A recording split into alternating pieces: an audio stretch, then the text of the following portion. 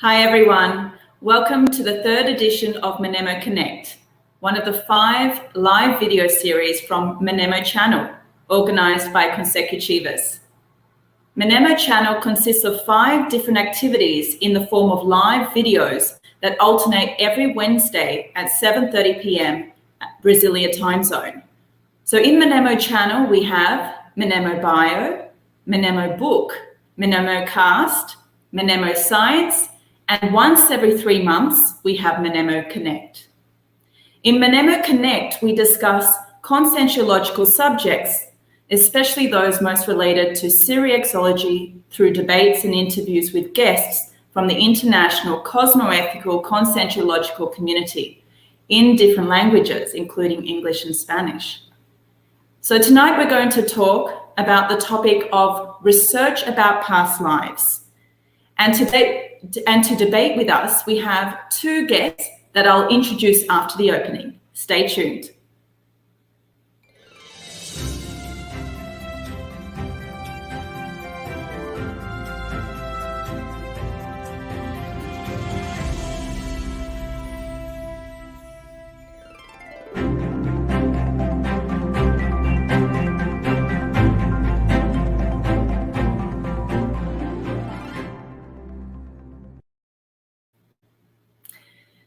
So our first guest is Weber Takaki, who is Brazilian. He works as an IT analyst, is a researcher of medical informatics, and he is a volunteer and teacher at Consecutives. Hello, so welcome. Good evening. Good evening. Thank you very much, Weber. Jacqueline. Thanks for the invitation. It's a pleasure to be here with you tonight. Great.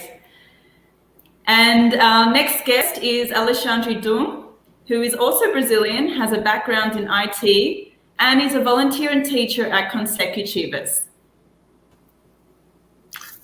Hi, everyone. Good evening.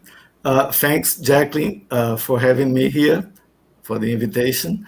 Hopefully, I'm willing to have a good debate on such a relevant matter that I like so much. That is about past lives. Thank you. It's great to have you both here, and 2 specialists in this area of research about past lives. So I think it will be a very interesting discussion tonight. So why don't we begin? So perhaps if you guys can give a bit of a background information about the subject in terms of why do you guys think it is important for people to study past lives? Why do we study past lives? Well, I will talk a little bit about my own experience. I think that, first of all, we need to think that or accept the idea of past lives, in a natural way. I mean, we can start to study past lives through different reasons, different motives. But it is important that we agree with this idea of studying the consciousness, studying ourselves and understanding ourselves in this broad, multi-existential way, right? So I started to study past lives because I had some psychic phenomena, I experienced some phenomenon that actually made me think of what was the reality of the consciousness, what was, who I was actually. And some of these experiences were, I had this possibility, and I thought that one of the phenomenon was related to past lives, to a past life. So the main reason was to understand that, and actually to understand who I am, who I were, and where I came from, and to have a more broad view of my own self and the life that we are all living.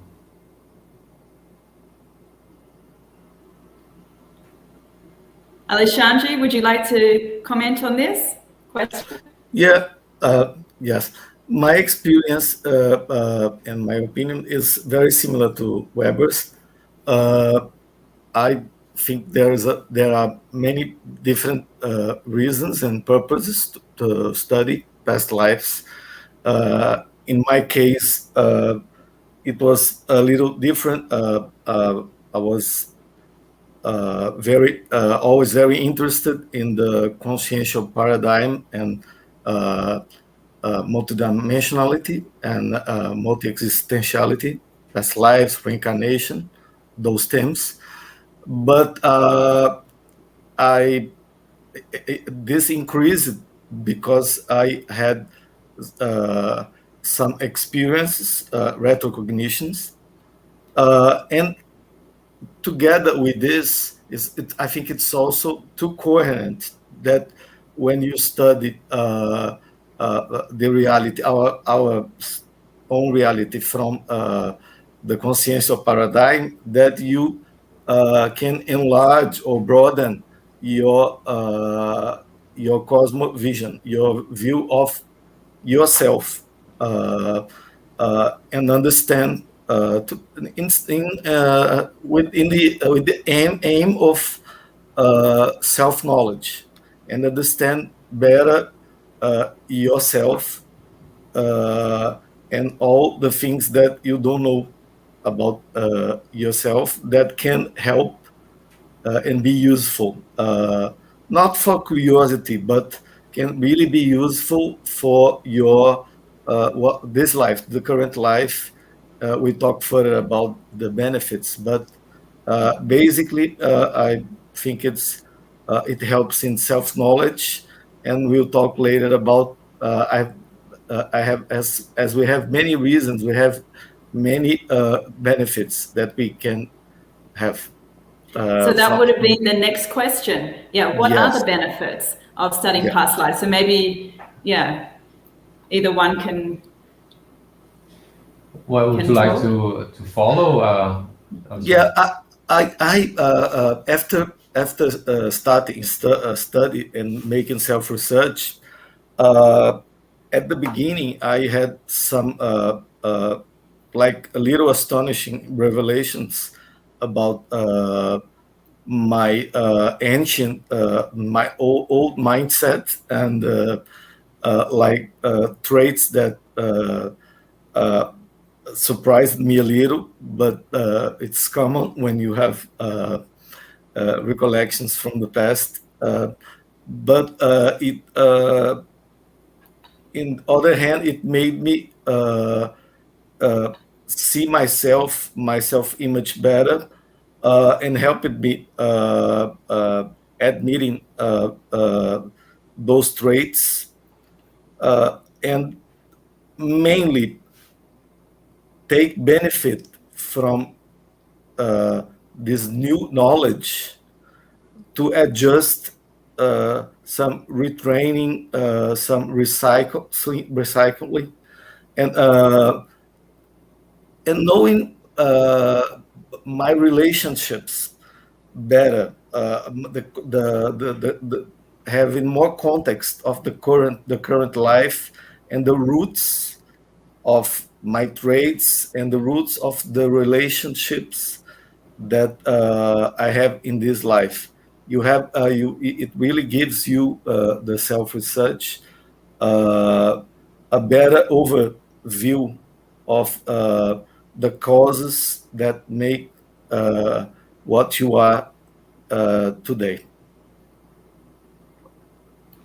Yeah, I agree with Alexandre. I think that if we study the past, if you understand the past, a lot of questions that we have today and doubts and unanswered, questions in this present life, you find answers, and all the present life start to make sense. Before understanding, what are the reasons in past lives. Sometimes it's hard to make sense of the things that we have to deal with in our present life. To link pieces. Yeah, right? yes, to connect pieces. solve the puzzle. Yeah, it's very, and actually this gives us a sense of how would I say, of completeness, if I can say so. Yeah. We understand better. It's like we make peace with the things that sometimes with the challenges that we face in our present life, because some things, some challenges that we have to deal with, sometimes we don't know why, and we may have this, these questions that why I'm living this, why I'm having to deal with this, and when you understand the reasons, the roots of these, it kind of gives you peace. I mean, it makes sense. So now you understand, you can deal better with it. In this sense, I think that it broadens the way we understand our life, our present life. I think that Alexandre also mentioned that before.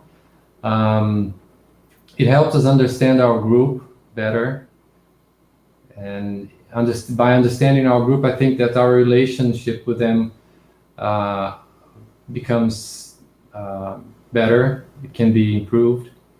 And also, I think that when you accept your own past, when we accept our own past, I mean, we make ourselves responsible for who we are, actually. And I think it's a good thing for our evolutionary process and to our maturity as we, as we manifest ourselves here and in other dimensions as well. So I think these are the main benefits that I understand that the study of past lives can give us. Okay, great. So let's move on to the next question. I guess, yeah, how can we start researching about past lives?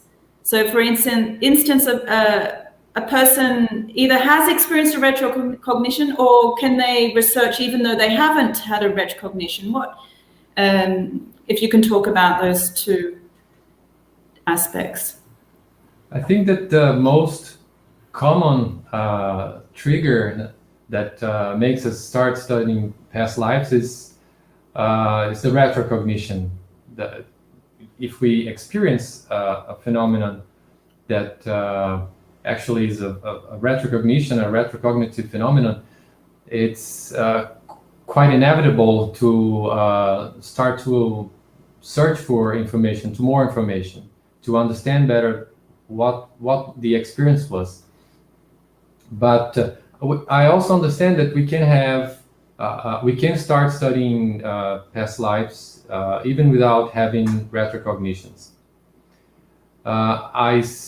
When I started to study conscientiology, I never had a retrocognition as, as I understand today.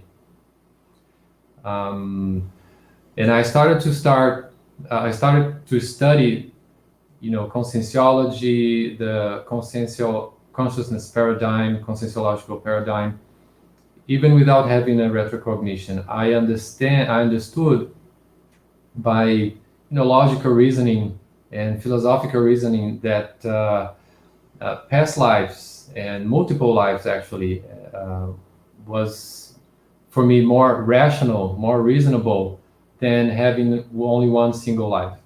Because if you think that our manifestation, our expression is a result of our brain activity, then having only one single life it makes sense. But I don't think that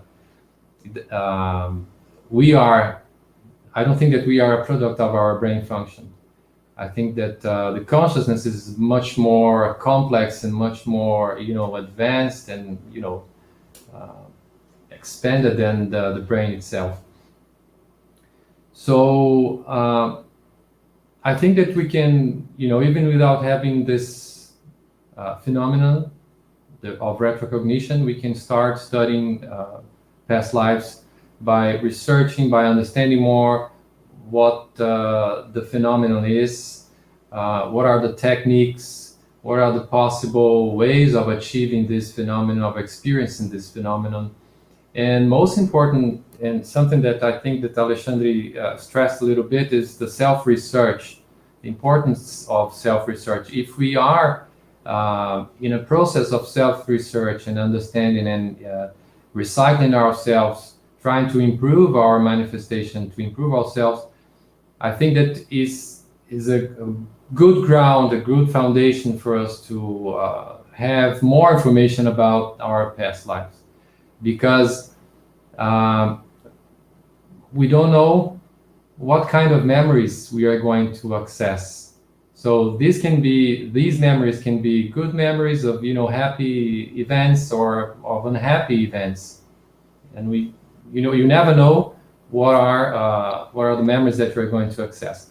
So if you're more stable emotionally and mentally stable and in this process of self-researching, I think that we are going to receive better the memories that we access. I mean, we're going to deal with it in a more mature, more rational way.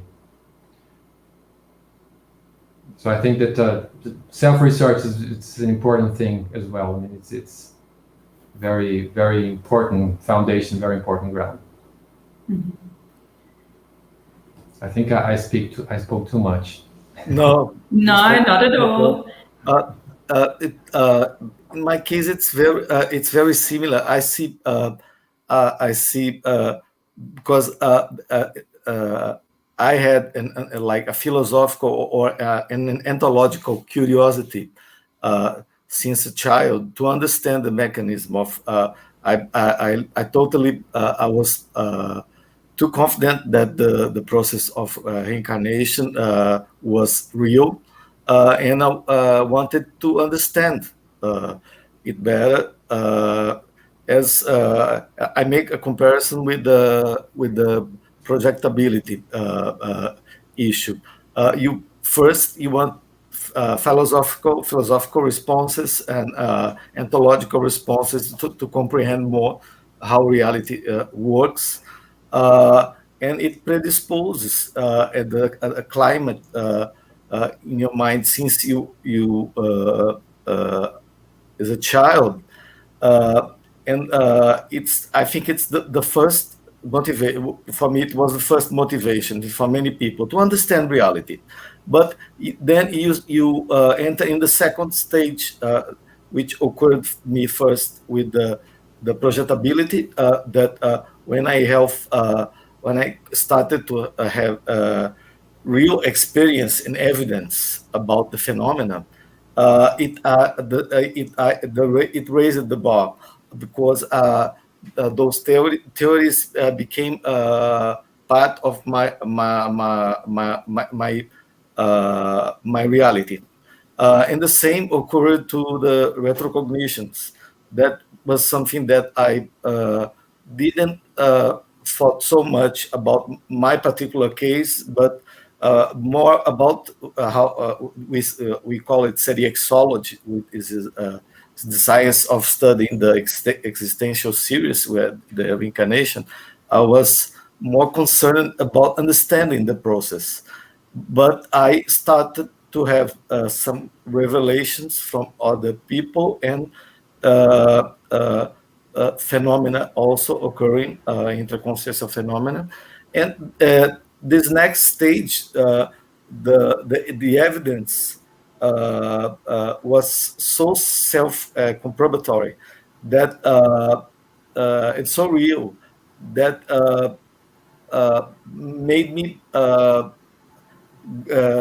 want to deepen the study, enter in details of my case, and it really helped to de-dramatize and to understand better, mainly my relationships and my conflicts. So I think it can help you in both ways, understanding the nature of reality and what we are, and why do this process happens to us, and why we reincarnating or resonating. But it it can provide you a lot of information, very useful information for the present, for the current life, and for your existential program, and to enlarge and to broaden this overview, the cosmovision of yourself, your evolutionary process, and even help the group also. Great. So just leading from that question, because you mentioned that, having had a retrocognition, and often people are interested in research about past lives based on having had, an experience, and they want to understand more or research further. So how can we even identify that we are having a real retrocognition?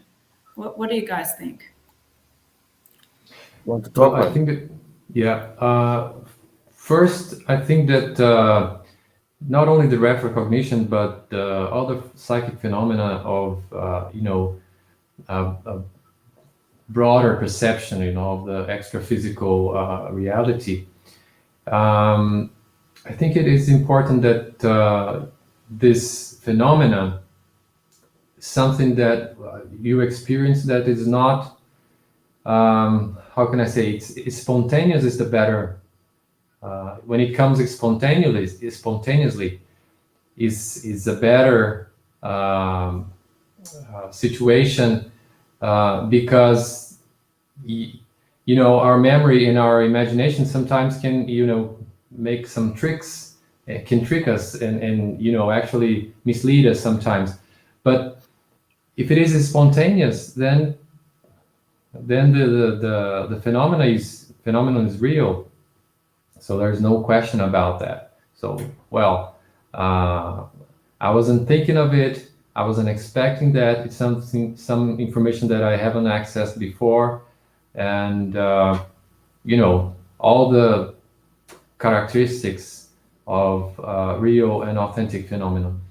The second thing, when we're having a retrocognition, most of the times we experience that in I would say in a first person. I don't think it makes sense in English, but Jeff. Yeah. But you are in the situation, and you are actually the protagonist. Protagonist, yes. Mm-hmm. Thanks, Alexandre. You are a protagonist of the context, the scenario, in the scenario. So you were experience that in first person. Yeah. And another thing related to another characteristic of the retrocognition, most of the times you understand and you get information from the scenario, from the environment that actually leads you back to the past. You understand by some information that is, you are living, that is not present life, not present date. It's not an extra physical reality that you are perceiving, but actually a memory that you are accessing from yourself. There are some other retrocognitions that are more subtle, that we sometimes actually experience during our daily lives, but those are more. I think they are more difficult to tell. It's a little bit harder to identify. But I think that if it makes sense for that person, the experience they have, and the characteristics of the phenomenon, then you can understand, you can be sure that it is a retrocognition.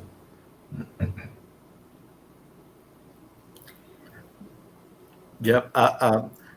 Can I contribute? Yes, go ahead. Yeah, I agree. I totally agree.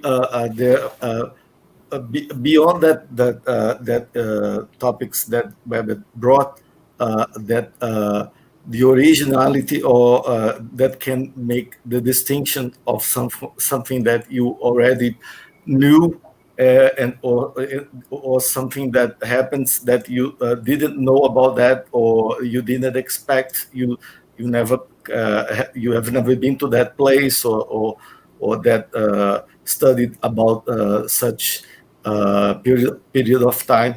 It's very relevant to distinguish between a real phenomena and like imagination. I think it's a good criteria.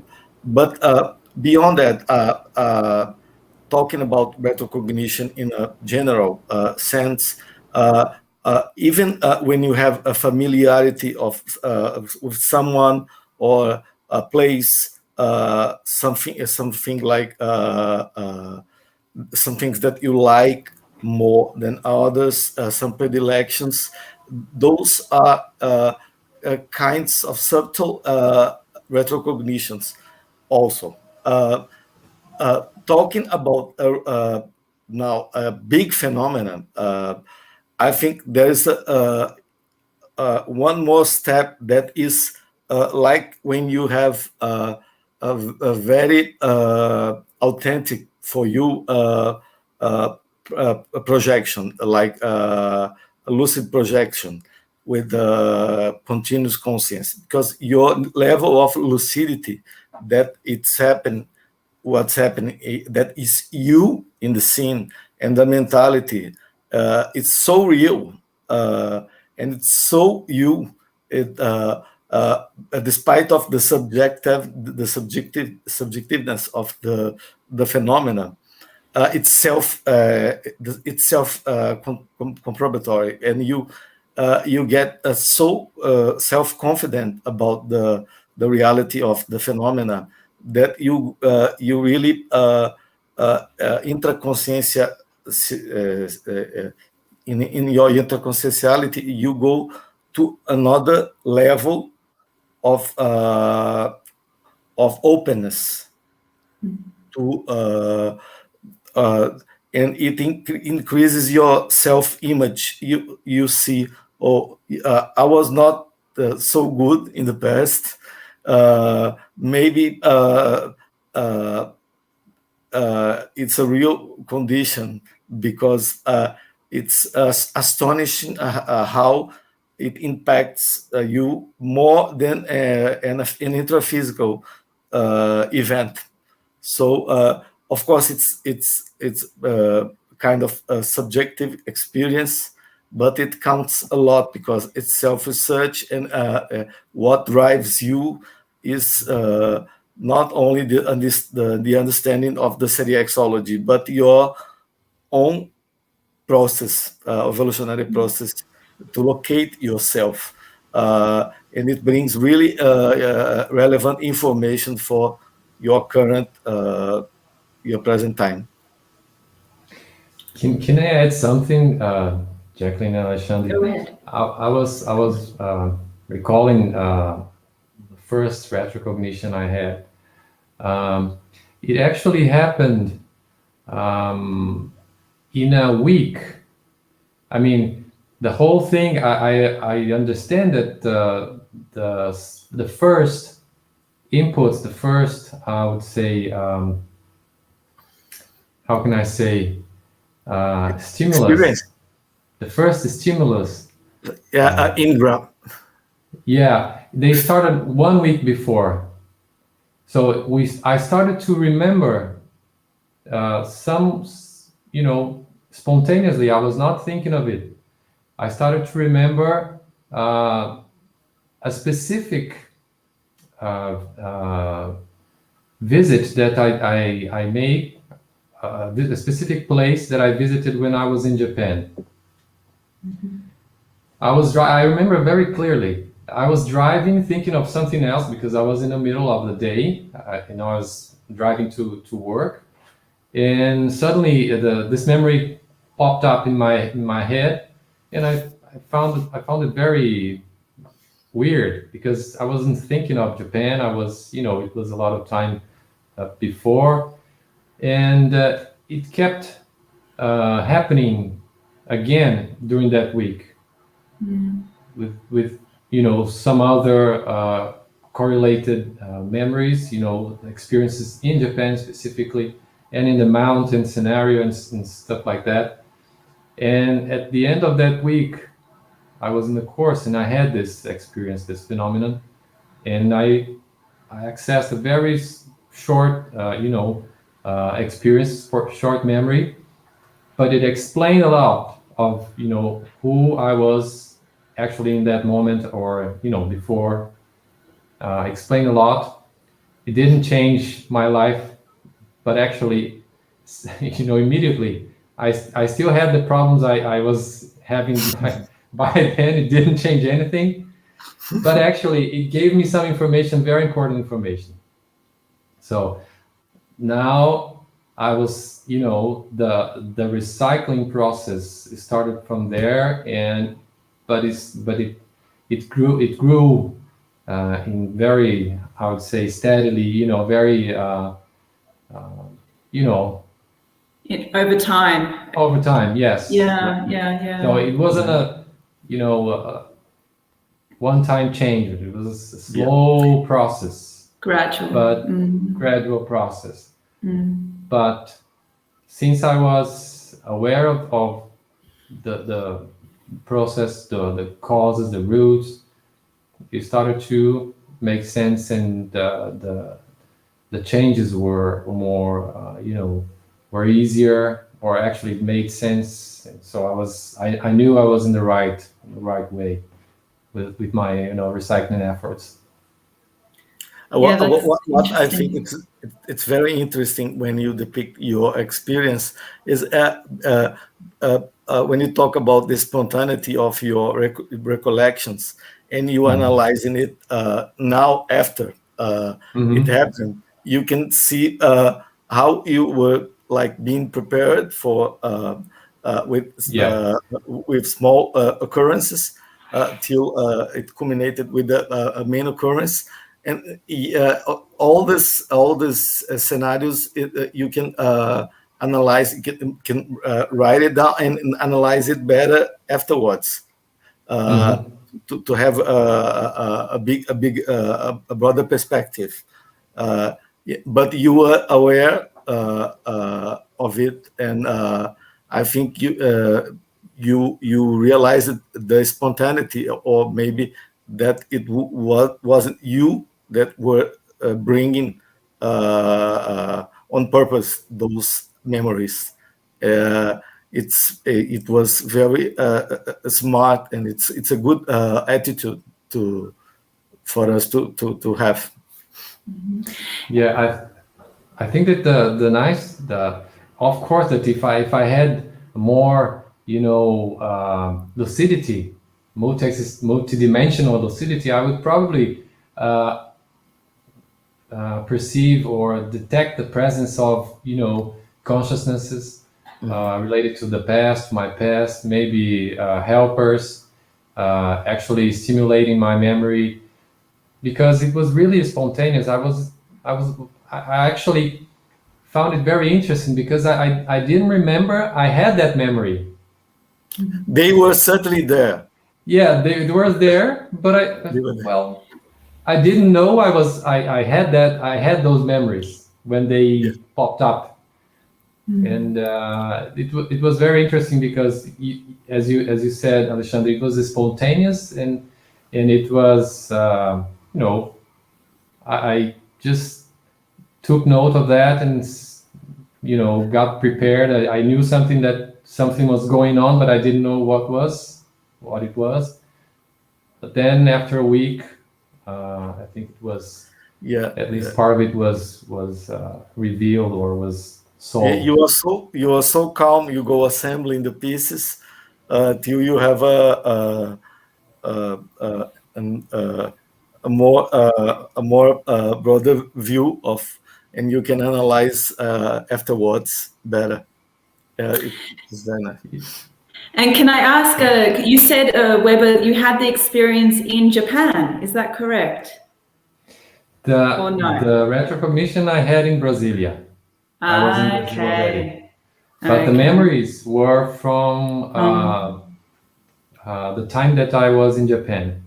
Okay. So okay. these memories started to come, to come spontaneously. Yes.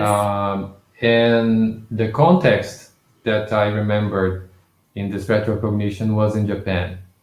I mean, in my opinion, was Japan because I felt like it was Japan, but it could be China. I knew it was the eastern extreme, Far East.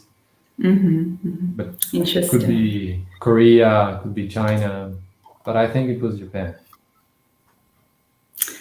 Very nice. So we have a question from one of the viewers, Lygia Decker. She says, good evening. For those intending to start seriexological self-research, where to start from? What are some suggestions or tips? Yep. Well, in consecutivos, surely you can start by many different ways, but the way or the method we are using in consecutivos is to get what you got at the moment, the things you prefer. You go from present to past. You analyze your preferences, your life, your family, your traits, your personality, and from that, as we are what we were, we are basically the same, although we don't have the recollection of it all. We don't remember, but we tend to be more or less the same, a little better. So we can start even with big phenomena or big revelations. We can, if we start to study and know better ourselves, the seriological self-research, the past life self-research starts from your self-knowledge, like consciential metrology. You know your traits, and then you can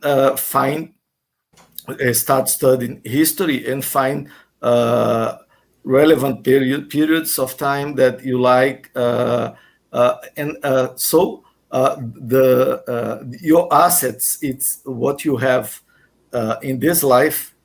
You already got your family, your nuclear family, which if you really believe, you live the consciential paradigm, so it's coherent that at least your family, your mother, your brother, are from your past. So you can study your group, also your affinities, your Olophasin. There's a lot of things you can study. And beyond that, it's this self-knowledge process.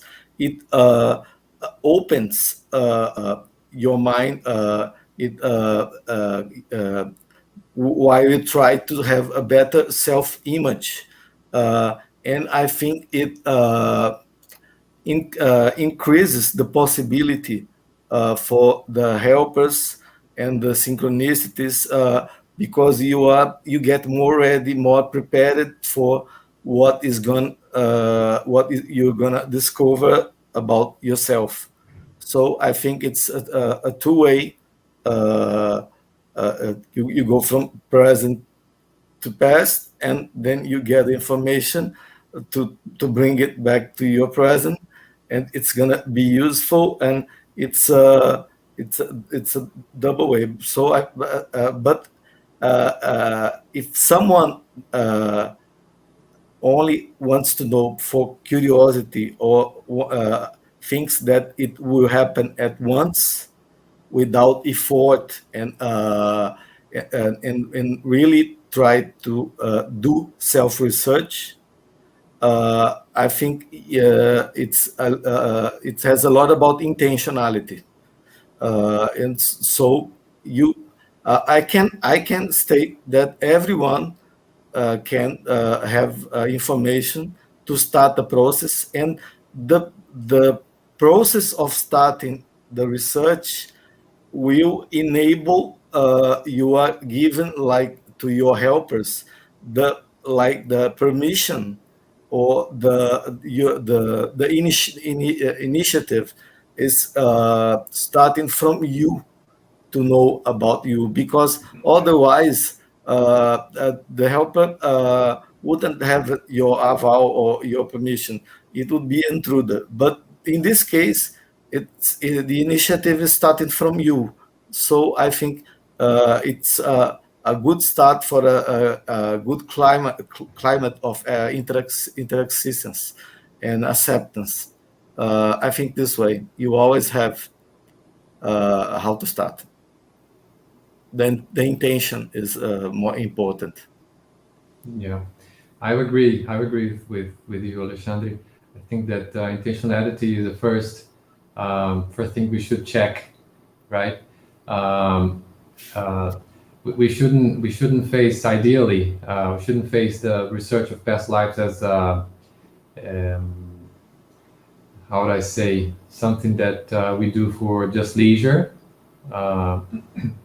We should take it very seriously and with responsibility, because when we start to study past lives, we can access, as I said before, good memories, bad memories. We actually want to understand the reality of our own past, right? And by doing this, we should be open to, whatever reality we had in the past, we were in the past, we should be open to it.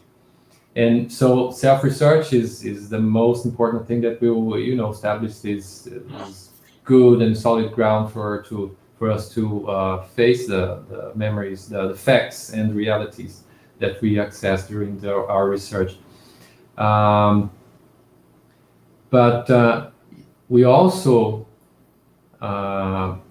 if we understand that this can help us, it is actually a really good tool to actually help others.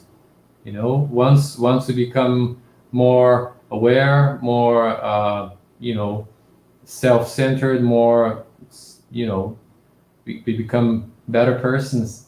We can actually help others to become better persons as well. So this is an existential view, and there is this Ligia is also a researcher. She's an intellectual person, and there is this reminder that Professor Valdo always used to talk to us, is that the facts leads the research. So the facts that we have is who we are today. What are our present life? What are the priorities that we have is probably around us. In our research, they're probably around us. So we should try to look around and to try to see what is obvious, what is clear, and what is in our hands, and we can take these inputs, as Alexandre said, during our research. We can take those inputs just to kind of focus or to direct our interest when we start to study the past, because we are going to study history, world history and personalities. It's basically a study process, a process of studying, right? And to drive and to direct our attention, our focus, we have this information, this data that we are who we are now, we are today, and what are our groups, what are the groups that are related to today, what are our preferences, what are our inclinations, our interests. Those are the self-research data that we have that can lead us in this research of the past. In other words, you got, Ligia, you got what you need. You already got what you need. Yeah. Yourself. Study yourself. Yeah, I know you do that already. So it's interesting because if we look at our own lives, there's lots of clues, right, that can indicate who we were in the past. And, you know, and then once we start looking, you know, we find them everywhere. So I guess the next question I would like to ask is, you know, we're starting to uncover clues, and we know that, you know, we may be part of different groups in the past. You know, over time we've accumulated all this information, and how do we like prioritize which group to study to research about our past lives, or like how do we make that decision about where to start, where to begin, if that makes sense? Yeah, it does make sense. I think that I would, you know, it's more or less what we mentioned before. The inputs that we have today in our present moment. If we try to understand where we are now and who we are now, I think it's a good way to start to focus. I can give, you know, my example here. I have Japanese grandparents from one part, and Portuguese great grandparents from, you know, from another side of the family. So these are just two important inputs. You know, our group karma, our family. Besides that, I have a lot of, you know, common characteristics with the Japanese people, the Japanese culture. So I kind of fit very well when I was in Japan, or, you know, in my family, I kind of fit very well in the Japanese culture. So it's another important input. So Japan is probably, you know, one topic, and the Japanese culture and the things and the aspects of the Japanese culture are probably one important thing that I should study in this life, because otherwise I would be, you know, I wouldn't be Japanese.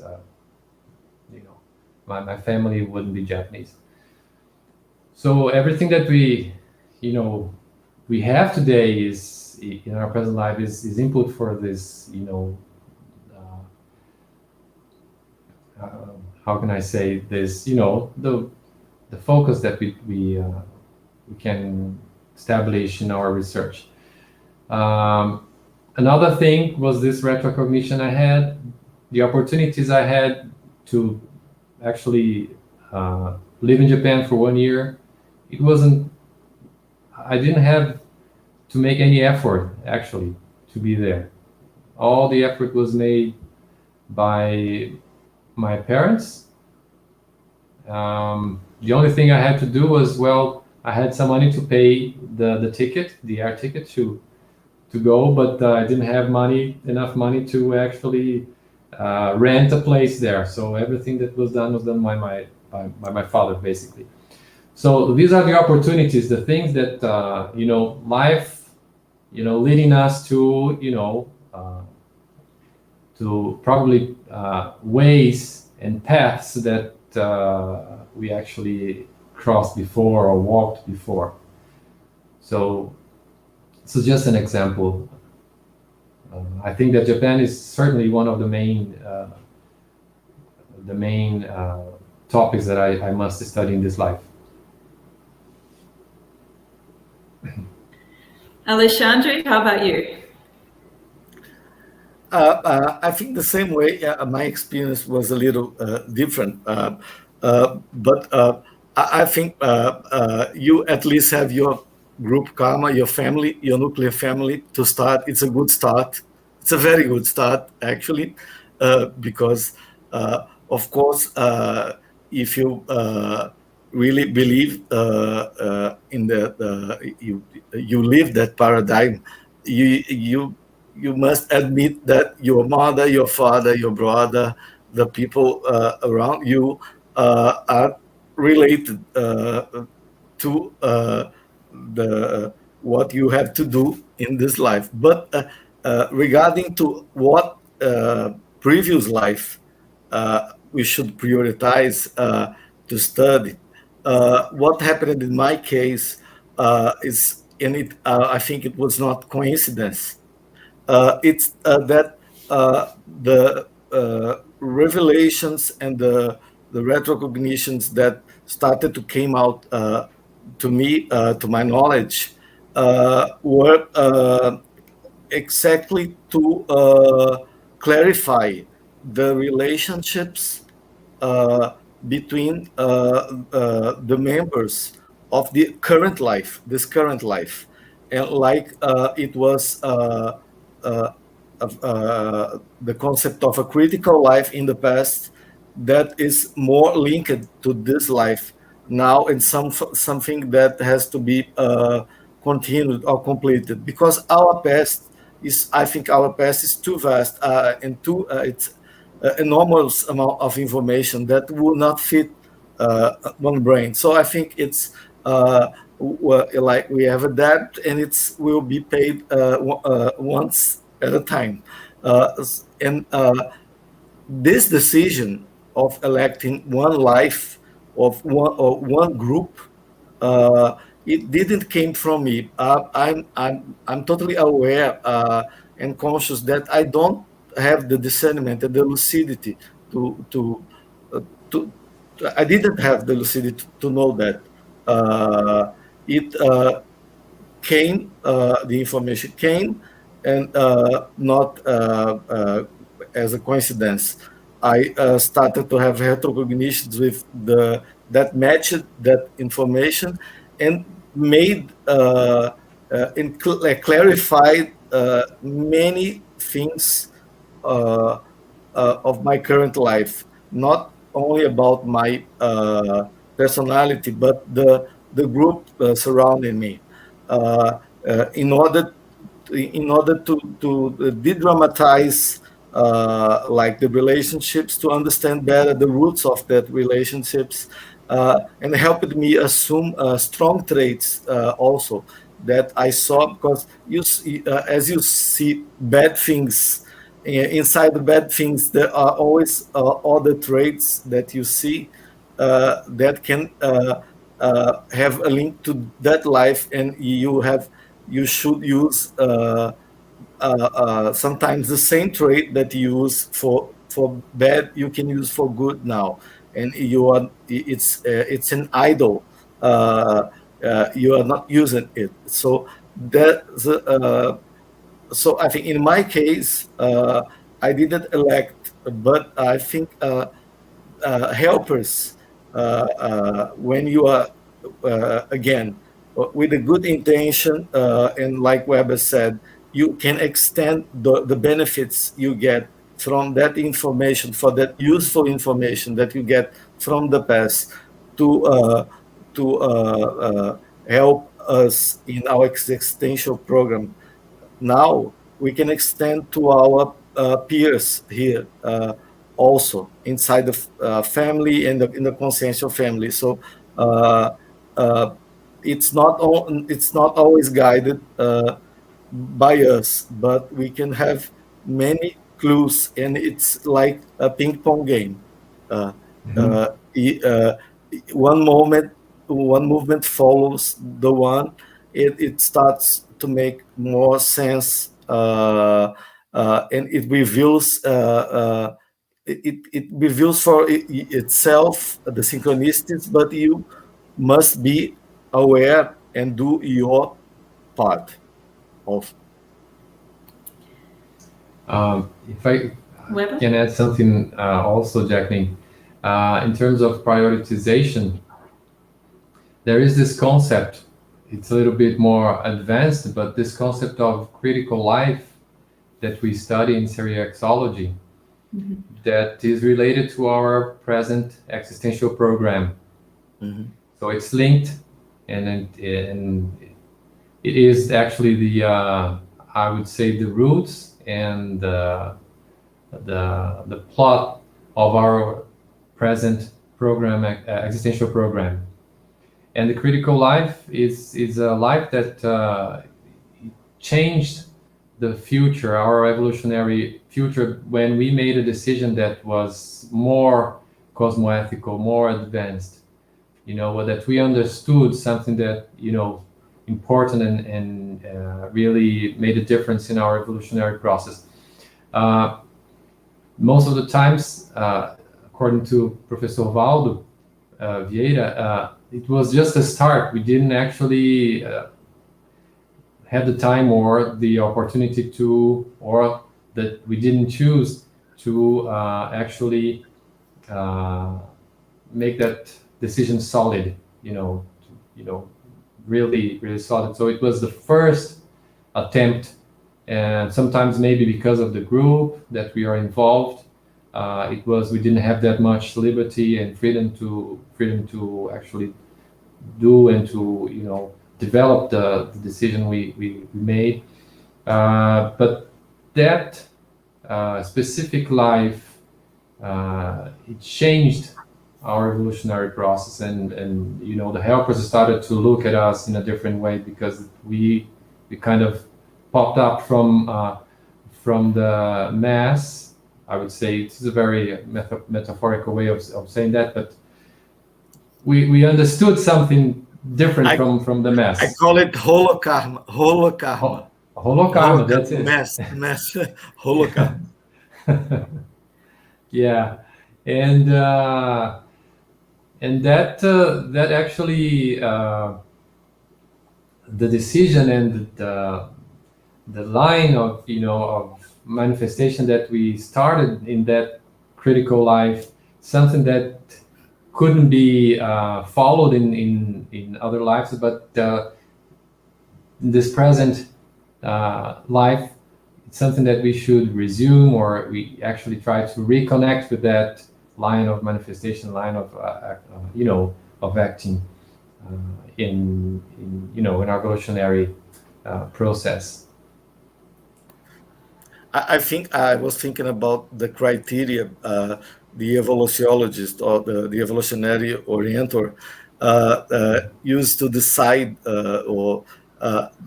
what life would be that, and why to resume the process.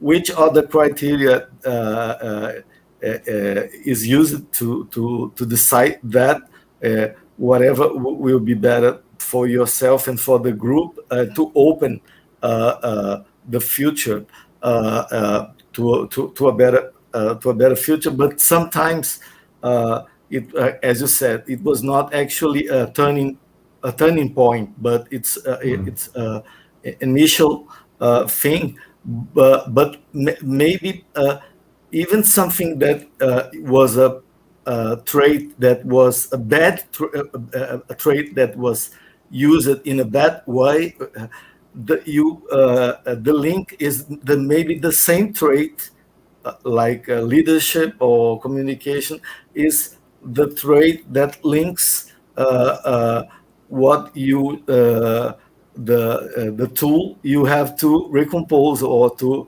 retrain yourself, and to fix the wrongdoings and the mistakes you maybe started to have a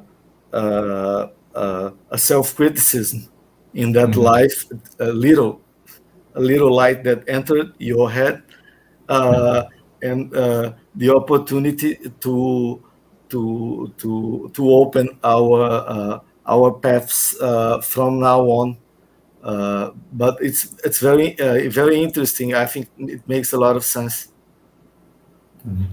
I also think that it's something very intraconsciential, the change. Sometimes it can be very subtle. It's, as you mentioned, it was probably a leadership. I think it's a self-saturation, saturation, a kind of saturation. Mm-hmm. You get the mimic. You repeat so many things the same time, and in some point of a critical life, you really maybe at the end you get saturated of doing the same mistakes and the wrongdoings. I think it's one of the things. Yeah. Very good, guys. That was a nice long discussion related to that question. So that's great. We have a few questions from the viewers. So let's see. I think there's a question from Deborah Klippel. And I'm not sure if I think you guys have already touched on it. Let me know if you'd like to answer a few more things. But she says, I think the groups we are in right now can tell a lot about our past lives. Can you explain a little bit more with your personal examples? So I think, if I'm correct, you guys have already spoken about that. So, yep. Yeah. Is there anything else you'd like to mention? Yes, I gave the example of my family, but there are different groups that we participate in, right? So those groups also reveal something about our past. This is what we call the holokarmic and group karmic relations, right? So if we understand that we are, all the things that we did before was in groups, we established, we made relations and links with those groups, and those relations tend to be more or less stable, or more or less, they tend to remain. So we don't lose anyone in this evolutionary process. So the groups that we relate today are probably the groups that we had relations in the past as well. Yes, that I think that law of the inseparability of the group karmic inseparability, it stands well in this case, and it's really thing that occurs all the time in many different layers, from your core, your core of your family, to your work groups, and our like evolutionary interest groups also. I think it's all the same. We are all together again. Yeah. Yes, again. Exactly. Beyond the interpretation, the friendships also, and the friendships and the good the good relations also. We cannot only think about the interpretation like the bad side of it.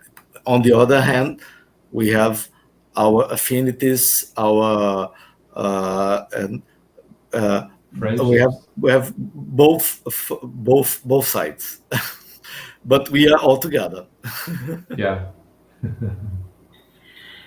Okay, great. And we have a question from Pedro Fernandez. He asks, can you guys explain the relation between the existential program and the retro code, please?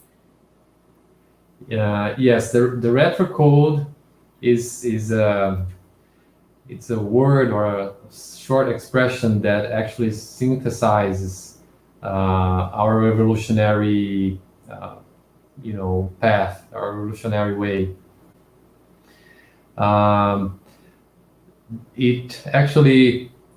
The retro code actually is a word that kind of reminds us of what were our main or most important issues and errors in the past, and at the same time, by reminding us often, very often, and all the time, these errors of the past actually help us to better direct our efforts, our evolutionary and recomposition efforts from now on.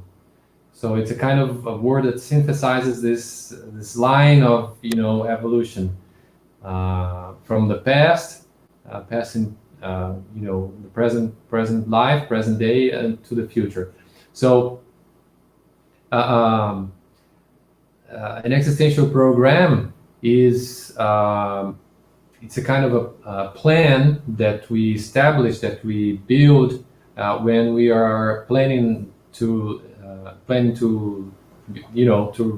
to be born in this life, to come to the intraphysical world as extraphysical consciousnesses. And since it's a project, it's a program, and it's we won't be able to solve all our debts from the past in one single life, but the existential program tries to establish what is the most important, or what is the priority from this time, evolutionary time, and this retro code is just a kind of, how would I say, fixing kind of anchor, or something that will remind us of our existential program based on what we understand that is priority in our evolution. I think that if Alexandre can.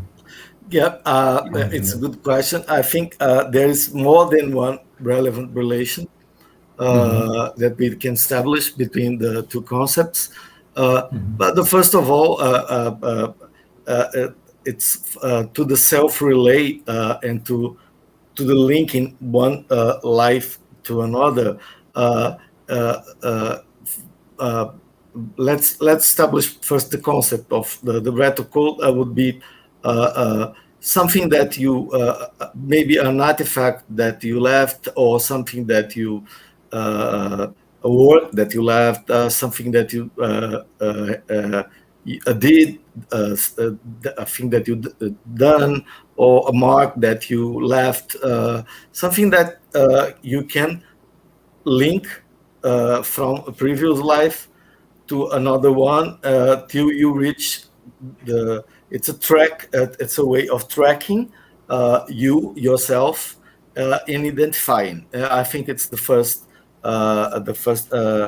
acception, the first relation with the first to identify, but with the Proexis, the existential program itself, it goes beyond, because I think it can clarify the purpose or the core of your program.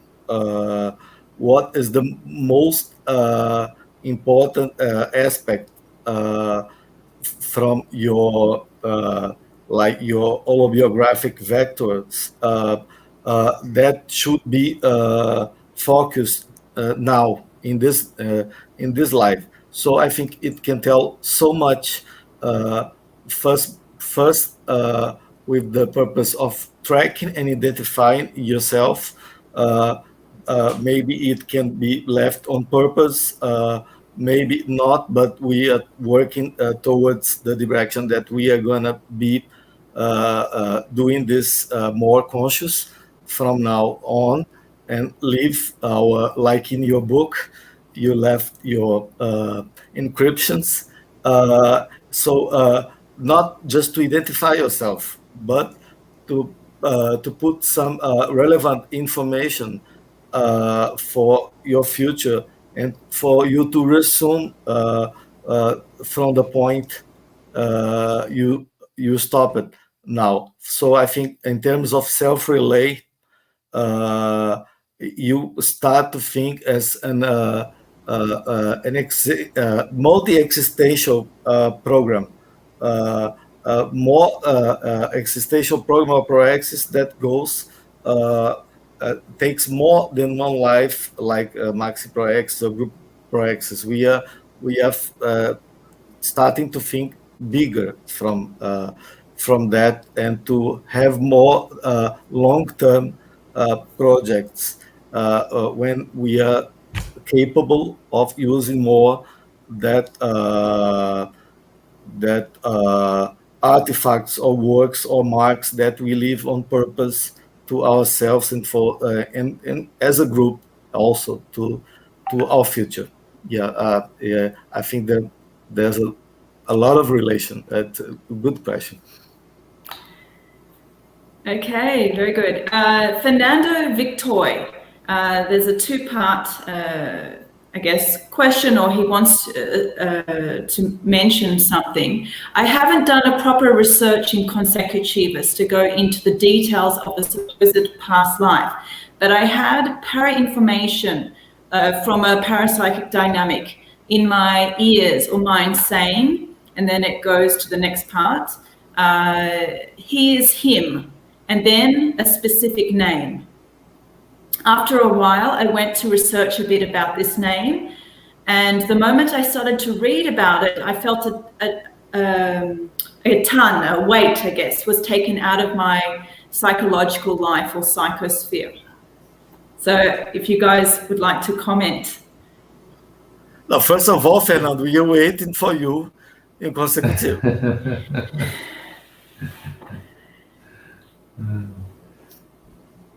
Would you like to start, Alexandre? No.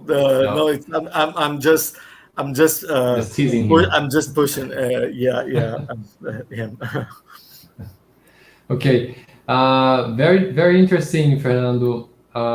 This psychic phenomena and experiences that we have are really relevant in our past life research.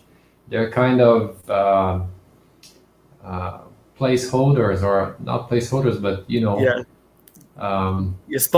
some sponsors, like clues or something. Clues, yeah. Clue, yeah. Marcos, or markers, yeah. Mm-hmm. Yeah. So very important.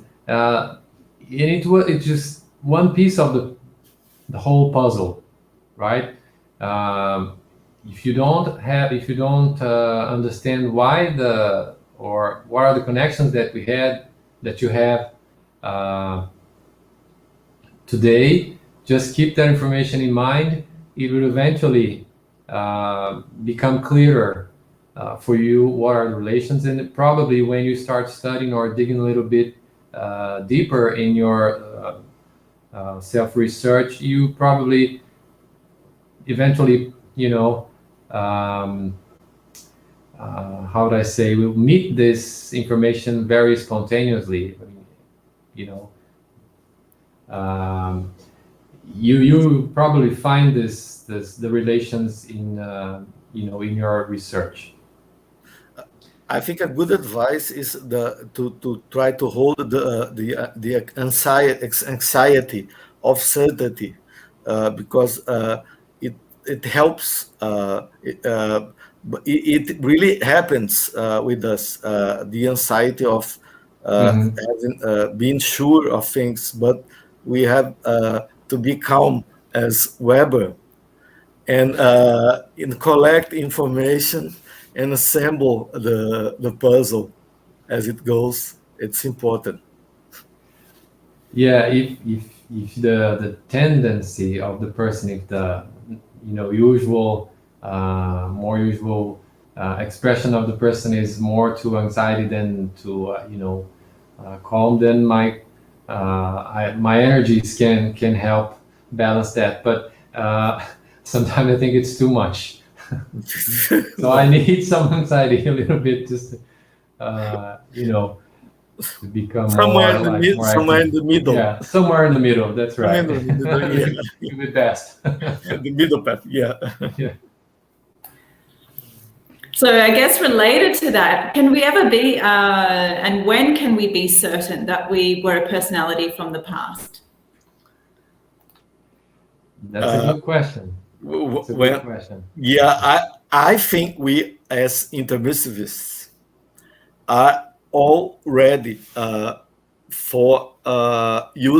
receive useful information to help us to consecute our Proexis.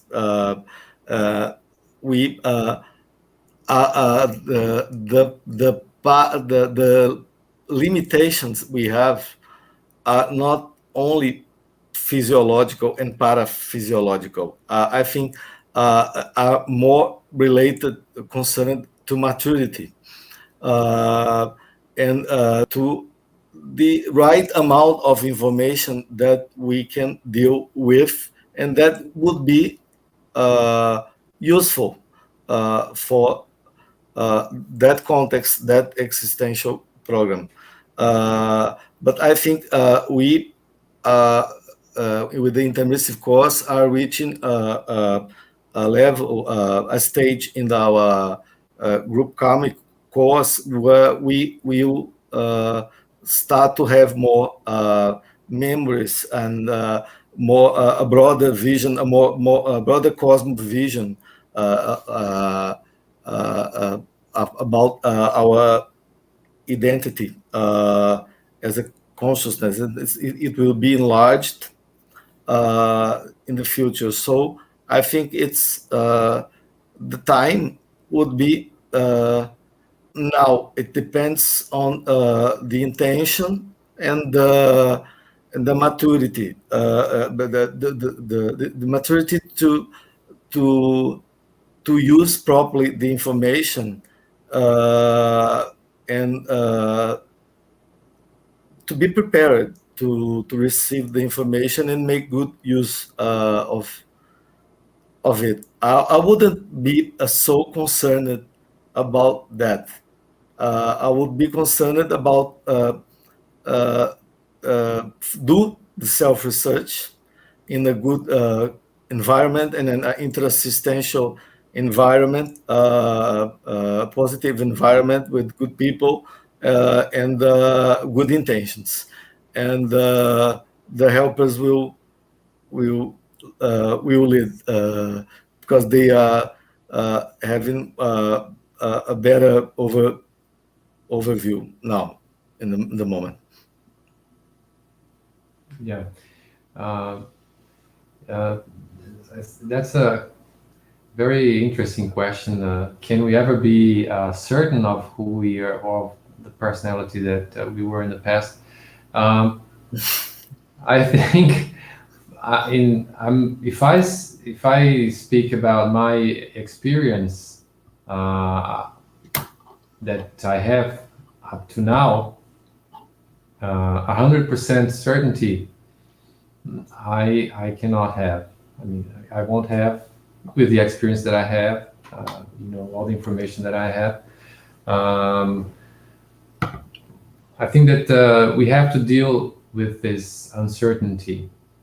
But even if we don't have 100% sure, I think that 100% sure, it's something very, very hard. Even in our physical memory, sometimes we cannot rely on, cannot rely on our rely on our memory 100% of the time.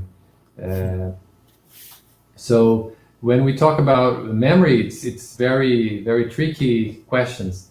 But I think that Professor Valdo also left us a good reference. He used to say that at least 10 retrocognitions of the same situation, same life, then you can be sure that you were that person, or you were that retrocognition was real and correct. But I think that even if you don't have 100% and all those 10 retrocognitions, and even if you're not 100% sure of the personality that we were in the past, we can take advantage of the hypothesis and the study that we did, and think of the probability of being that person by studying the errors of the persons, the good things that he did or she did in the past. When we have this, if we make this exercise of trying to be in someone else's shoes, in someone else's place, and bringing that to our present life, we can learn a lot, and we can take advantage of it. So just to wrap up, I think that the most important thing is not to be 100% sure, but 100% sure of what are the learnings, what are the things that I learned by considering this a possibility. So from now on, what can I learn and what can I do to improve ourselves, to improve myself by considering this possibility? Okay. So I guess just another comment by Fernando Victoy. He says, another information that came to me was in my first months here in Foz do Iguaçu, in another parapsychic dynamic, conscious, I was told my para name, Marvin, and my para origin, Pombal. Mm-hmm. Yeah, oh, very you know a interesting. lot, so you know a lot about yourself. Yeah. more than the average. Yeah. Yeah. As it this statement from Fernando is related to what Weber just said about identifying or having being totally sure of your past identity, retro identity. I guess it's not the main concern. It's not the main concern. Sometimes you have a heterocognition. It's like when you go to a supermarket or a store, you try to call to see the badge of the employee and call it by the name, but the badge is just turned sideways back, and you can not see the name in the photo. It's not important. So important. What is important is what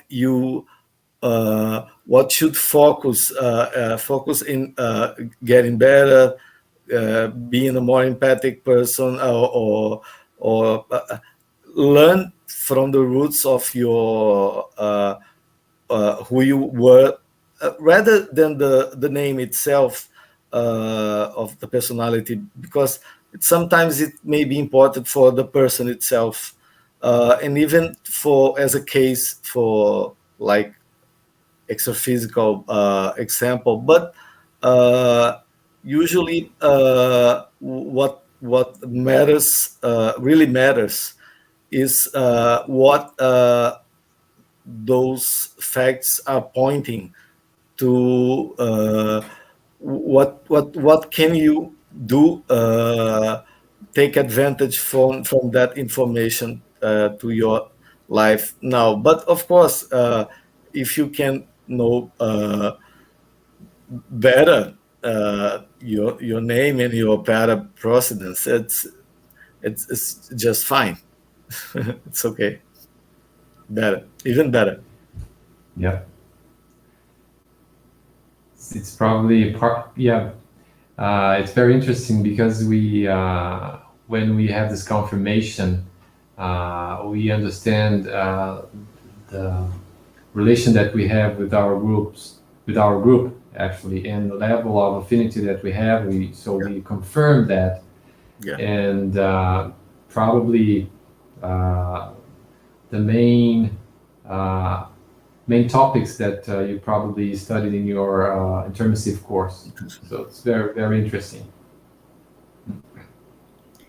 Yes, exactly. It's also the ability to have a retrocognition, right, of your intermissive period. Period. That's right. So okay, and I guess we have time for probably one last question. This is from Marcus Stang, and he asks, and what about the perspective of the near future, individually and also as a group? Yeah, I think that Marcus touched the essential point in this conversation that we're having here, because we want to understand the past and the present, but actually to better orient our future, better direct our future. So this broader view of our life, it's very important. If you don't have this perspective of the future, we may think that our lives ends in, say, a couple of years or a couple of decades from now on, and we should remind us all the time that our future is now, but we when we better direct our efforts in this present life, we make better opportunities in the future, and individually and as a group, certainly. Alexandre. Yeah, it was a good question. To finish the debate. I think in our case, maybe won't be decades, but years. But I'm really very grateful from the helpers, because I think they have a cosmovision and the criteria that they really need us to be more useful and more helpers than assisted in the future. So I think they have done a good job, and this our current Proexis is that must be very well thought, and to really open the paths, our paths for your future, not for our own benefit, but to the group and to help more in the hillbacks. And I think the level of the seriexological or multi-existential self-awareness will increase together with the intermissive leadership and the capacity of help more than be assisted. I think I hope so. Yeah, I think we are going towards that way. I agree with you. I think that human life has a number of challenges that we sometimes see ourselves as worse versions of ourselves than we really are. Sure. I think that extra physically we have more expanded, more lucidity, expanded vision and manifestation. We are more lucid extra physically. And I really agree with you, Alexandre, that the idea is to become really helpers in the future, in the near future, and to actually, by exercising this in this present life, we actually are preparing ourselves to be helpers in the future. Very nice. It's very fine to think how past, present, and future are linked, and when you can see them all together with the purpose that maybe we lack out the discernment and the lucidity at the moment, because we are really limited, very limited. But it's good to think this way. And I'm pretty sure it's what actually is actually happening. So, guys, we're right on our time. It was a great way to end the discussion, and thank you very much, both of you, Web, Alexandre, for your participation tonight. And thanks to all the viewers who sent their questions and their comments. It made it a very rich dynamic, very rich discussion. So thank you. Thank you, Jacqueline. Thank you, Alexandre. Thank you for having Very me. nice. Thank you. Bye bye, JP. Bye.